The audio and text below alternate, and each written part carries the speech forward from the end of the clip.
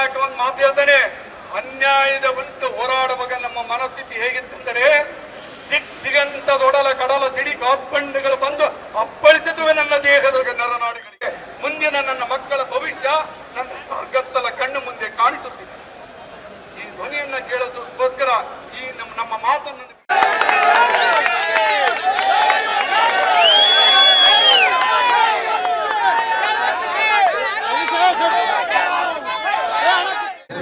ನಮ್ಮ ಸಮುದಾಯಕ್ಕೆ ನೀವು ಇವತ್ತೇನು ರಾಜ್ಯ ಸರ್ಕಾರ ಕುರುಬ ಸಮುದಾಯವನ್ನು ಮತ್ತು ಇನ್ನಿತರ ಸಮುದಾಯಗಳನ್ನು ಸೇರಿಸಲಿಕ್ಕೆ ಹೋಗ್ತಾ ಇದ್ದಾರೆ ST ಸಮುದಾಯಕ್ಕೆ. ಅದರ ವಿರುದ್ಧ ನಮ್ಮ ಪ್ರೊಟೆಸ್ಟು, ನಮ್ಮ ಮಕ್ಕಳಿಗೆ ಆಗ್ತಕ್ಕಂಥ ಅನ್ಯಾಯದ ವಿರುದ್ಧ ನಮ್ಮ ಪ್ರೊಟೆಸ್ಟು, ನಮ್ಮ ಹಕ್ಕಿಗಾಗಿ ನಮ್ಮ ಹೋರಾಟ.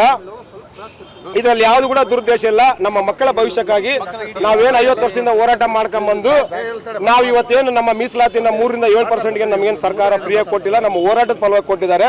ಆ ಹೋರಾಟದ ಫಲವಾಗಿ ಸಿಕ್ಕಿರ್ತಕ್ಕಂಥ ಮೀಸಲಾತಿಯನ್ನು 7% ಅನುಭವಿಸ್ಲಿಕ್ಕೂ ಬಿಡದೆ ಇವತ್ತೇನು ರಾಜ್ಯ ಸರ್ಕಾರ ಹುನ್ನಾರ ಮಾಡ್ತಾ ಇದೆ, ಕುರುಬ ಸಮುದಾಯನ ಮತ್ತು ಇನ್ನಿತರ ಸಮುದಾಯಗಳನ್ನು ಸೇರ್ಸಕ್ಕೆ ಹೋಗ್ತಾ ಇದ್ದಾರೆ.